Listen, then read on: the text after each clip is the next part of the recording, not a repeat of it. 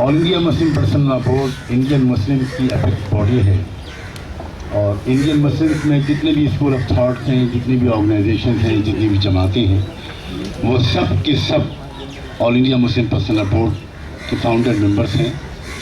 और मुस्लिम personal board basically इस काम के लिए बनाया गया था कि इंडियन मुस्लिम्स की जो मुस्लिम आइडेंटिटी है वो सेफ एंड सिक्योर रहे। और जो हमारे कॉन्स्टिट्यूशन ने हमको जो मुस्लिम पर्सनल लॉ पर अमल करने की इजाज़त दी है, शरीयत एप्लीकेशन एक्ट 1937 जिसको कहा जाता है, वो हमारे राइट्स महफूज रहें।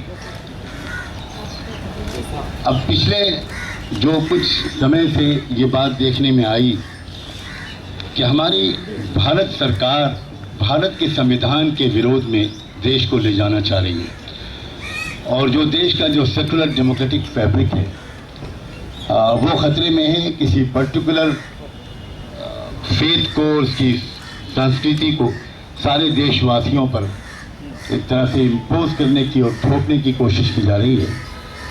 तो ये कॉन्स्टिट्यूशन के लिए एक बहुत सीवियर थ्रेट है और अगर हम कॉन्स्टिट्यूशन को न बचा सके तो देश भी टूट जाएगा, बिखर जाएगा।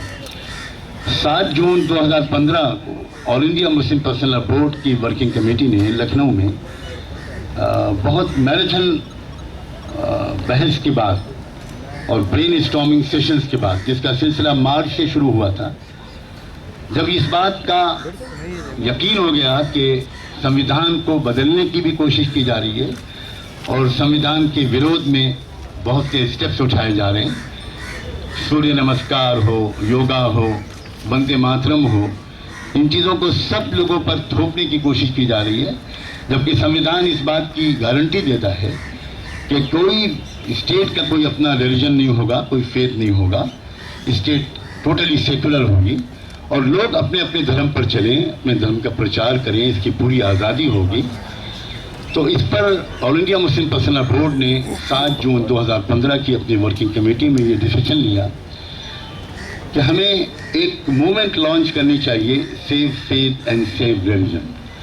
और उसमें इस बात की कोशिश करनी चाहिए कि हमारे देश में जितनी भी रिलीजियस सोशल जो यूनिट्स हैं, जितनी इकाइयाँ हैं, जितने धर्मों को मानने वाले लोग हैं, जितनी माइनॉरिटीज़ हैं, हम उन सब को इकट्ठा करके सबको साथ लेकर एक अभियान इस देश में चलाएं जिसका नाम रखा गया save faith and save constitution, दीन और दस्तूर बचाओ तहरीक। उस सिलसिले में दोस्तों 18 अगस्त 2015 को दिल्ली में एक पहली मीटिंग हुई जिसमें क्रिश्चियन फेथ की तरफ से 6 रिप्रेजेंटेटिव जो पूरे देश में जो मिशनरी चलाते हैं और जो ज़बरदस्त काम कर रहे हैं एजुकेशन फॉर हेल्थ सर्विसेज पे, वो उनको बुलाया गया। वो सब आए। हमारे वामसिफ और वाम जो भारत मुक्ति मोर्चा के राष्ट्रीय अध्यक्ष हैं वामन मेश्राम जी, जो इस मुल्क की शायद सबसे बड़ी ऐसी ऑर्गेनाइजेशन है जो SC, ST और OBC और माइनॉरिटीज़ को उनके कॉन्स्टिट्यूशनल राइट्स दिलाने के लिए और उनमें एक अवेयरनेस पैदा करने के लिए मेहनत कर रही है। वामन मेश्राम साहब भी उस मीटिंग में आए। हमारे कुलेश्वर स्वामी साहब जो लिंगायत समाज को रिप्रेजेंट करते हैं, आपको यकीनन जानकारी होगी कि लिंगायत समाज 7.5 करोड़ की संख्या में मुल्क की आबादी में है और कर्नाटका और आंध्रा, तेलंगाना और महाराष्ट्र में ज़्यादातर लिंगायत के लोग रहते हैं। तो इनको भी आमंत्रित किया गया, ये भी आए।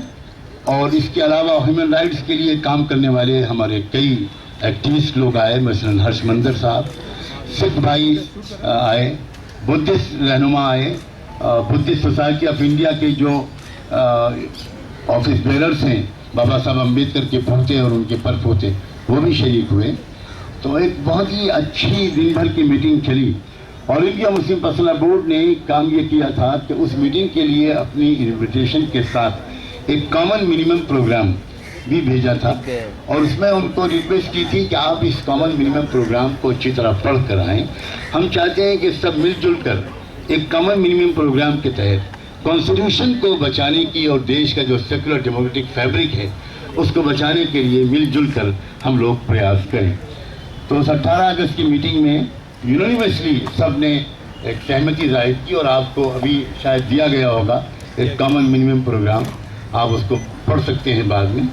और उस पर बहस के बाद सब जब सहमत हुए तो फिर 21 अगस्त 2015 को यानी 3 दिन के बाद दिल्ली के प्रेस क्लब में एक जॉइंट प्रेस कॉन्फ्रेंस हुई, जिसमें यही सब लोग शरीक हुए, बल्कि जो जगत गुरु लिंगायत समाज के 18 अगस्त की मीटिंग में नहीं आ सके थे वो भी 21 अगस्त के प्रेस कॉन्फ्रेंस में आए और सब ने प्रेस के सामने डिक्लेरेशन साइन किया। आप कॉमन मिनिमम प्रोग्राम के बाद डिक्लेरेशन भी देख रहे होंगे। इस डिक्लेरेशन को सब ने साइन किया सब प्रेस के सामने, और उस दिन के बाद से एक जॉइंट कोशिश, एक अभियान पूरे देश में चल रहा है।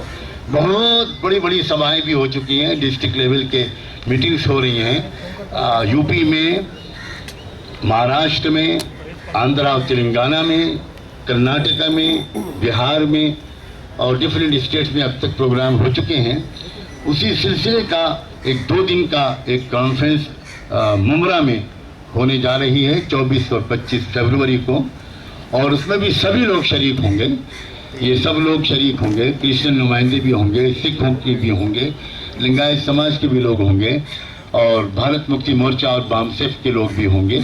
एक बहुत ही खूबसूरत तस्वीर समझ में आ रही है सामने की, जो असली भारत की तस्वीर है वो सब मिलजुल कर, और इससे एक भाईचारा भी बढ़ रहा है, आपस में गलतफहमियां दूर हो रही हैं और सबका एक ही उद्देश्य है कि भारत का जो संविधान है उसके साथ छेड़छाड़ न हो, उसमें कोई तब्दीली न हो और ईमानदारी के साथ भारत के संविधान पर अमल हो।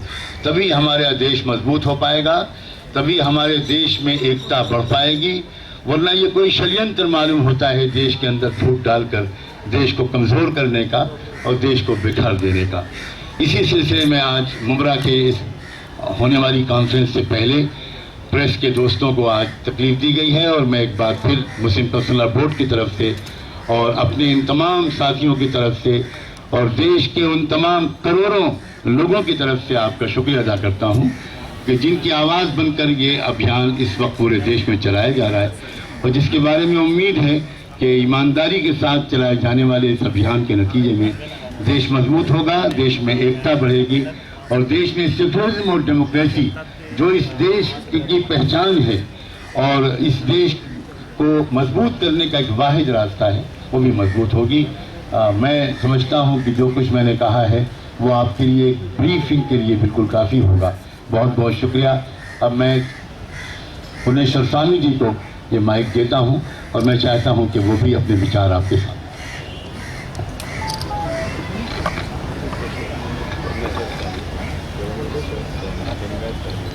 आप सबको मेरा नमस्कार। मैं लिंगायत धर्म का प्रचारक हूँ और मठाधीश हूँ। इस देश में बहुत सारे धर्म हैं, उसी तरह लिंगायत भी एक स्वतंत्र धर्म है। इस धर्म को मानने वाले इस देश में लगभग 7 करोड़ लोग हैं और दक्षिण भारत में सबसे ज़्यादा ये लोग रहते हैं। 1200 सदी में महात्मा बसवण्णा समता तत्व के आधार पर वर्ण व्यवस्था, जाति व्यवस्था को ख़त्म करने के लिए उन्होंने लिंगायत धर्म का स्थापन की। ये लिंगायत अवैदिक धर्म है और ये इंडिपेंडेंट रिलीजन है। इस देश में जब अंग्रेज राज करते थे उस वक्त लिंगायत धर्म का स्वतंत्र गिनती होती थी। ब्रिटिशों ने किया था। आज़ाद भारत में उस धर्म का जो स्वतंत्र पहचान है उस पहचान को ख़त्म कर दिया गया। 60 साल से हम लिंगायत लोग इस धर्म का फिर से संवैधानिक मान्यता लेने के लिए और माइनॉरिटी रिलीजियस स्टेटस लेने के लिए हम 60 साल से कोशिश कर रहे हैं, लेकिन भारत सरकार ने 60 साल से हमें कोई न्याय नहीं दिया है। अभी ये आंदोलन पूरा देश भर में चालू है लिंगायत धर्म स्वतंत्र मान्यता का। कर्नाटक से बहुत सारे गुरु, जगत गुरु लोग इस पर काम कर रहे हैं। विश्व लिंगायत महासभा, अखिल भारतीय लिंगायत महासभा भी काम कर रहे हैं और इस काम में भारत मुक्ति मोर्चा और all India personal law board ने जो मूवमेंट शुरू किया है, राष्ट्रीय एकता, दीन बचाओ दस्तूर बचाओ, इस आंदोलन, ये सभी लोगों का, यहाँ के बुद्धिस्ट है, सिख है, मुस्लिम है, SC ST OBC है, क्रिश्चियन है, इन सभी लोगों के साथ जो भारत सरकार ने जो अन्याय कर रहा है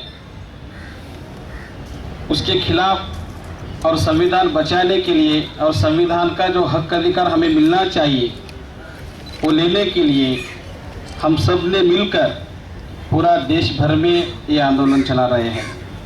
और इस आंदोलन में हमारे सभी धर्म के गुरु लोग यहाँ हैं आंदोलन में, और मुस्लिम personal law board, Bharat Mukti Morcha के नेतृत्व में हम सब इस देश का जो संविधान है उसको बचाने के लिए और तमाम SC ST OBC minorities, Lingayat, सभी लोगों का हक अधिकार के लिए हम सब मिलकर ये आंदोलन कर रहे हैं।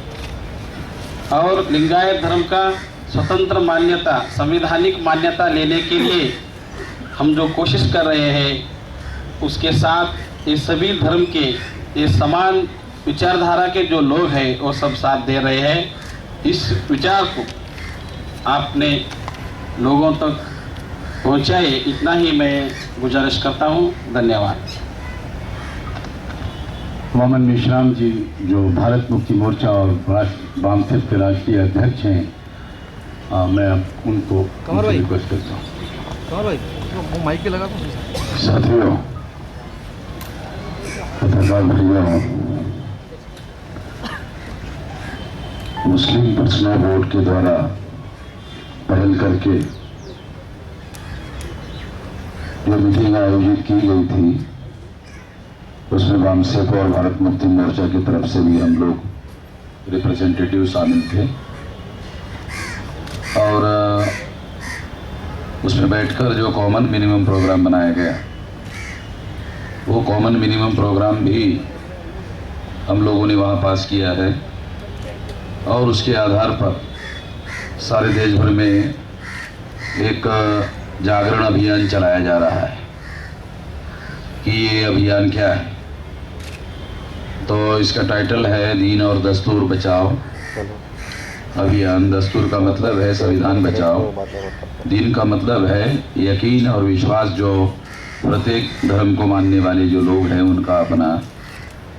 ये संविधान के मौलिक मान्यताएं हैं और संविधान में प्रत्येक नागरिक को ये अधिकार दिए गए हैं। और अभी दिल्ली में जो 2014 में केंद्र में जो सरकार आई है, भारतीय जनता पार्टी के द्वारा जो सरकार आई है, वो संविधान की शपथ तो लेते हैं मगर संविधान के विरोध में बयानबाजी करते रहते हैं। जैसे फॉर एग्जाम्पल मैं दो उदाहरण देता हूँ कि भारतीय जनता पार्टी का प्रत्येक कैबिनेट मिनिस्टर संविधान की शपथ लेता है और संविधान की पहली लाइन है जिसमें लिखा है इंडिया दैट इज भारत। तो वो हिंदुस्तान हिंदुस्तान हिंदुस्तान करते रहते हैं। अभी हमारे मुस्लिम भाई ने मुझे कहा तो मैंने कहा मैं इससे सहमत नहीं हूँ, मैं भारत का हूँ क्योंकि भारत सभी का है, हिंदुस्तान तो केवल हिंदुओं का होगा। तो इससे तो देश खतरे में पड़ जाएगा, देश की एकता खतरे में पड़ जाएगी। और 47 में इस खतरे से हम गुजरे हुए हैं तो हम लोगों को बार बार इस तरह का खतरा पैदा नहीं करना चाहिए। तो इसके लिए कम से कम सबक सीख करके हम लोगों को खबरदारी लेनी चाहिए। दूसरा उदाहरण है, फॉरेन मिनिस्टर सुषमा स्वराज कहती हैं हरियाणा में कि गीता को राष्ट्रीय धर्म ग्रंथ घोषित किया जाए। वो शपथ लेती है सेकुलर कॉन्स्टिट्यूशन का और वो घोषित करती है कि गीता को राष्ट्रीय धर्म ग्रंथ घोषित किया जाए।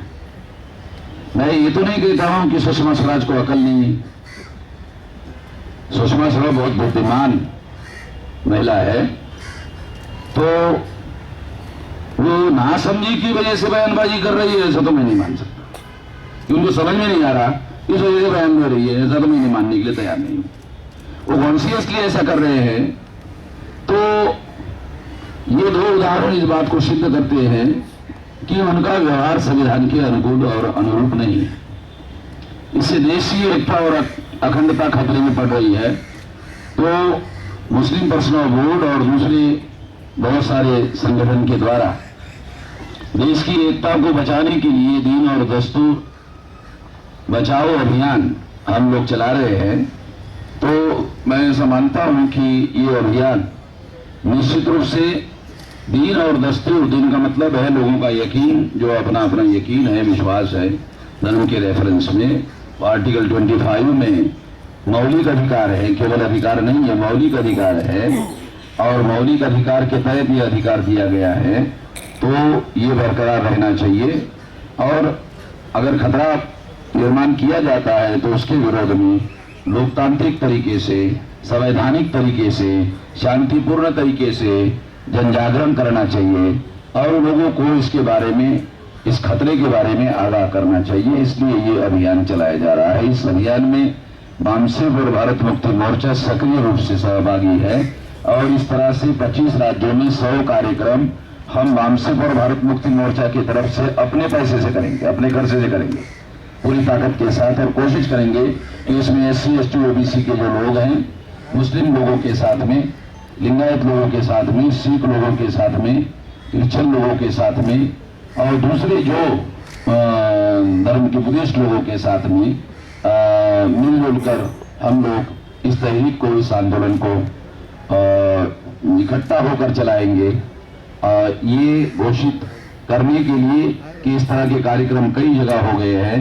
अभी मुमरा में ये कार्यक्रम होने वाला है ठाणे जिले में, तो प्रेस कॉन्फ्रेंस लेकर इसको घोषणा करने के लिए आज की ये प्रेस कॉन्फ्रेंस आयोजित की गई है। इतना ही मैं आज के मौके पर कहना चाहता हूँ।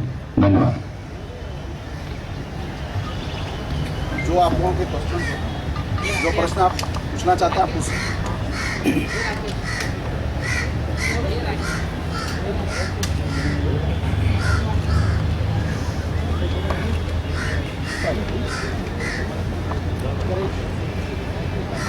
मुमरा में जो हो रहा है अभी कार्यक्रम जो होने वाला है, उसके बारे में कुछ बताइए, क्या कि कौन लोग आने वाले, क्या? 24 और 25 फरवरी को 2 दिन का ये कार्यक्रम है,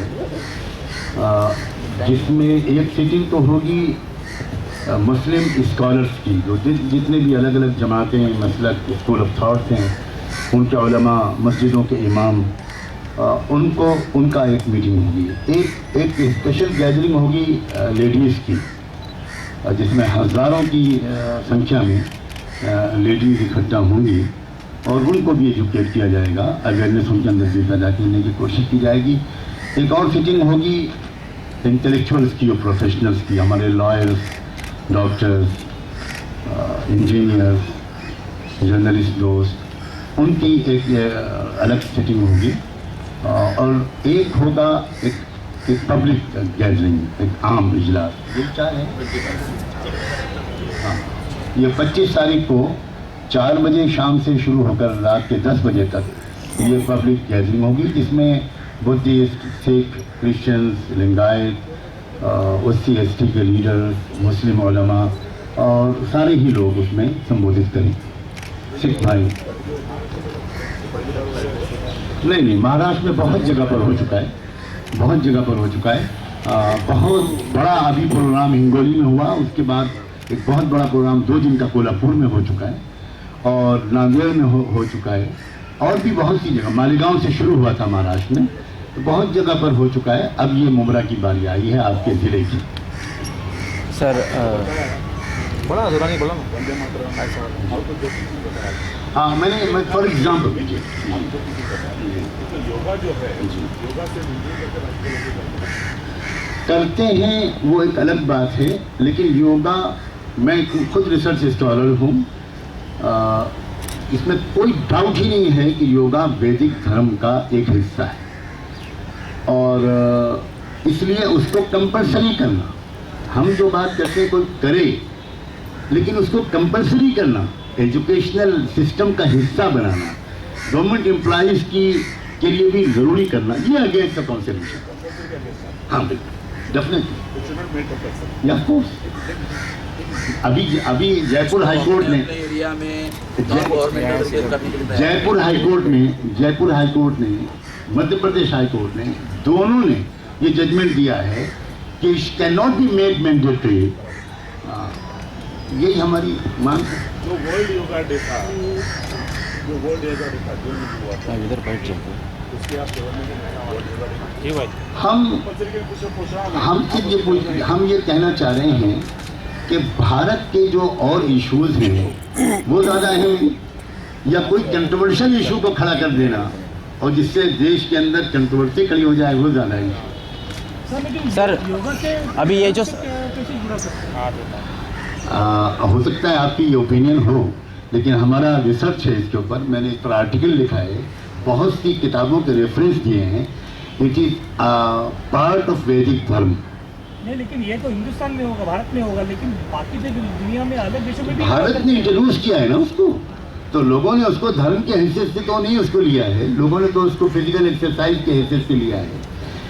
आप कोई आदमी भी योगा कर सकता है, वी हैव नो ऑब्जेक्शन, लेकिन आप उसको कंपल्सरी नहीं कर सकते, एजुकेशनल सिस्टम का पार्ट नहीं बना सकते। फिर आप नमाज को तो नहीं पार्ट बनाएंगे, फिर तो एक मसला खड़ा हो जाएगा ना देश में। तो ये तो फिर नाइंसाफी है सर। पर अननेसेसरी हम कंट्रोवर्शियल इश्यूज को अगर हम खड़ा करेंगे तो भारत के पास ज़्यादा बड़े बड़े मसाइल हैं, वो उन पर पहले तवज्जो होनी चाहिए। सर अभी जो ये सब्जेक्ट लगाया है कि शव फेथ और शव कॉन्स्टिट्यूशन, अभी सर ने बताया है कि ये तो संविधानिक सभी का अधिकार है, तो फिर ये अलग से कार्यक्रम लगाने की ज़रूरत है सर? अलग से कार्यक्रम दोबारा पूछिए सर। ये जो सब्जेक्ट लगाया है शव कॉन्स्टिट्यूशन और शव फेथ, तो ये आपने ही अभी बताया था कि ये संविधानिक सभी का अधिकार है, सभी को विश्वास वगैरह बचाना चाहिए, तो ये अलग से कार्यक्रम जो आप कह रहे थे कि भारत में नहीं रही है, जिन लोगों को ऐसा लग रहा है कि उनके विश्वास को सरकार की तरफ से खतरे में डाला जा रहा है, सरकार को ये अधिकार नहीं है कि किसी के विश्वास को, किसी के यकीन को खतरे में डाला जाए। सरकार या देश का प्रधानमंत्री देश का है, प्रधानमंत्री तो देश का है ना जी, या मंत्रिमंडल तो देश का है as per the provision of the constitution. तो उसको देश का प्रतिनिधित्व करना है और देश में रहने वाले सभी धर्म, सभी यकीन और सभी विश्वास के लोगों का प्रतिनिधित्व करना है। किसी एक खास विश्वास और किसी एक खास यकीन का अगर वो प्रतिनिधित्व करते हैं तो दूसरे लोगों को लगता है कि ये सरकारी कार्यक्रम बनाया जाएगा सरकारी बजट से, जिसमें SC ST OBC और माइनॉरिटी के लोग भी टैक्स देते हैं, तो उनका टैक्स उनके ही खिलाफ में इस्तेमाल होगा। बड़ी अजीब किस्म की बात है। इसके विरोध में हम लोग हैं, ना कि दूसरे लोगों को कॉन्स्टिट्यूशन ने जो अधिकार दिया है वो अपने धर्म को, अपने यकीन को मानने के लिए आजाद है। हमारा कोई ऑब्जेक्शन नहीं है, मगर उनके यकीन और विश्वास को वो देश का कार्यक्रम नहीं बना सकते, सरकार का कार्यक्रम नहीं बना सकते। सर अपने आपने जो आपका ये चल रहा है, आपका जो अभियान चल रहा है उसके लिए जो अभी दूसरे जो धर्म है, हिंदू धर्म है, उसके अंदर भी कोई लोग अपने इसको मानते हैं, संविधान को मानते हैं, उनको आपने इन्वाइट किया गया? इसमें सबसे अहम बात यह है कि हमारा जिन लोगों ने खतरे में डाला हुआ मामला है, जिनकी सरकार के द्वारा ये खतरे में डाला हुआ मामला है, इसलिए हम लोग अपना जिनका खतरा है, वो लोग खतरे में उनके यकीन को डाला गया है, उतने लोगों को हम लोगों ने इनवाइट किया है। तो उनका तो कोई खतरा तो है नहीं, वो कोई खतरे में पड़ा हुआ तो नहीं है। दूसरी बात, जहां तक आप हिंदू धर्म की बात करते हैं, वेद में हिंदू शब्द ही नहीं है। श्रुति, स्मृति, पुराण, रामायण, महाभारत और गीता, इसमें कहीं पर भी हिंदू शब्द नहीं है। तो आप मुझे थोड़ा सा ज्ञान में इजाफा कर दीजिए। तो ये हिंदू धर्म नहीं, ये ब्राह्मण धर्म है। ये लोग नहीं बोलते, मुसलमान कुछ लोग बोलते नहीं है, मगर मैं तो खुलकर बोलता हूँ। और खुलकर बोलने से आप अखबार वाले मेरा बयान छापने की भी छापते नहीं है सारे देश भर में। अब आप छापे तो अच्छी बात है कि मैंने कहा कि ये हिंदू धर्म नहीं है, ब्राह्मण धर्म है, और ये ब्राह्मणों का धर्म है, ये ब्राह्मणों का धर्म है। और मैं ये ऐलानिया गुना में कहा कि मैं ब्राह्मणों को चुनौती देकर कहता हूं कि ब्राह्मण इस बात को सिद्ध करे कि SC ST OBC के लोग हिंदू हैं। तो RSS ने कार्यक्रम लेकर कहा कि धर्म के आधार पर हिंदू नहीं है, सांस्कृतिक रूप से हिंदू है। ये मेरे पास रिकॉर्ड है। ब्राह्मण हा हिंदूचा धर्म आहे तुम्ही म्हणजे म्हणताय तुम्ही, तुमच्याकडे काय पुरावे आहेत त्याचे? तुमच्याकडे काय पुरावे आहेत? कशाचे? हिंदू धर्म फक्त ब्राह्मणांचा असं तुमचं म्हणणं आहे, तुमच्याकडे त्याचे काय पुरावे आहेत? हिंदूंच्या नावावर जे धर्मग्रंथ हिंदूंचे आहेत असं म्हटले जाते, त्या सर्व धर्मग्रंथांमध्ये वर्णव्यवस्था आणि जाती व्यवस्थेचं समर्थन करण्यात आलेलं आहे। आणि वर्णव्यवस्था आणि जाती व्यवस्था ही SC ST OBCच्या विरोधात आहे। तेव्हा SC ST OBCच्या लोकांना हिंदू बनलं जाते आणि ते त्यांच्या विरोधात आहे। त्यांच्या विरोधात असलेलं षडयंत्र त्यांचा धर्म कसा होऊ शकते? सर है प्रश्न बराबर है, चलो। हिंदुस्तान क्यों बोलते हैं? जो बोलते हैं उनके लिए मेरा ऑब्जेक्शन है। हेलो, वो संविधान के विरोध में आचरण कर रहे हैं। इसलिए मैं ये कहता हूं कि भारत के संविधान ने इंडिया दैट इज भारत लिखा हुआ है, तो भारत कहा जाना चाहिए।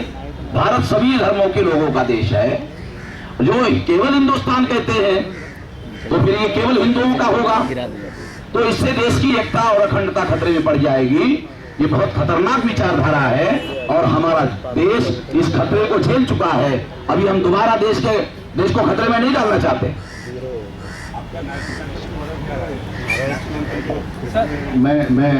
मैं ये बात मैं रिक्वेस्ट करता हूँ कि हम इस वक्त इस विषय पर बात करने के लिए बैठे हैं, उसी विषय से रिलेटेड आप क्वेश्चन पूछें, वरना फिर बात बहुत आगे बढ़ जाएगी, बहुत आगे बढ़ जाएगी। मैं माफी त्याच्यामध्ये रोहित उमेदवाराचा प्रकरण सुरू आहे, त्या संदर्भात आपल्या आता जे आपण जो आदेश होणार त्यात तुम्ही निषेध व्यक्त करणार आहात का?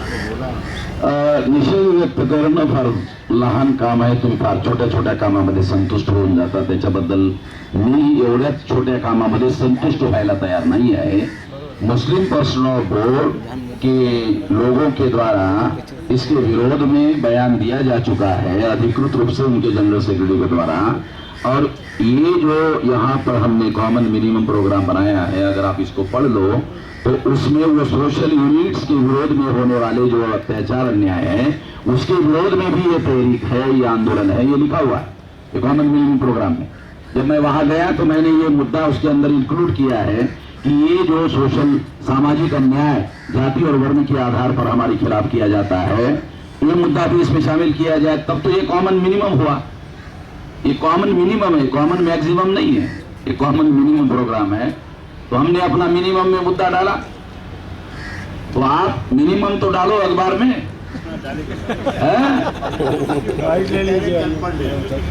हाँ। बहुत सारे मुस्लिम लोग जो यंग लड़के लोग हैं वो विशेष के इधर अट्रैक्शन हो रहे हैं, उसके लिए जो आप कर रहे हैं उसके लिए अभी कुछ मुस्लिम लॉ बोर्ड कुछ तमाम मुस्लिम ऑर्गेनाइजेशंस यूनानी मुस्लिम पूरी दुनिया का एक लड़का पकड़ा गया है। पूरी दुनिया के मुस्लिम उलमा, अगर आप इंटरनेट पर गूगल पर खाली सर्च कर लें, खाली इतना डालते हैं कि opinion of Muslim scholars about Einstein, पूरी दुनिया के लोग इसके विरोध में हैं। सैकड़ों फतवे छप चुके। मगर थोड़ी सी शिकायत मुझे करने दीजिए मीडिया से, पता नहीं आप लोग सेलेक्टिव क्यों कीजिए, वो ऐसी चीज़ें क्यों नहीं हमारी पहुंचाते जिनसे हमारा सही मैसेज पहुंचे। और कोई एक आध आदमी गलत रास्ते पर चलता है तो उसको बहुत हाईलाइट करते हैं। हाँ, तो थोड़ा सा इसके ये जो साइंस वगैरह के बारे में कोई भी इंडिया में नहीं वर्ल्ड में कोई मुस्लिम स्कॉलर उसके हक में नहीं, वो बहुत बड़ी कॉन्स्पिरेसी को करार दिया जा रहा है, उसका धर्म से कोई ताल्लुक ही नहीं है। और अगर कोई भी नौजवान इस तरह का देश में ऐसा कहीं भी किसी भी हरकत में कहीं है, तो हमारी इन्वेस्टिगेशन एजेंसीज का ये ड्यूटी है कि वो उसको ठीक से इसका ट्रायल करें और उसके बाद उसको जो कानून का जो भी अनुसार उसके साथ मामला किया जाए। बहुत बहुत शुक्रिया।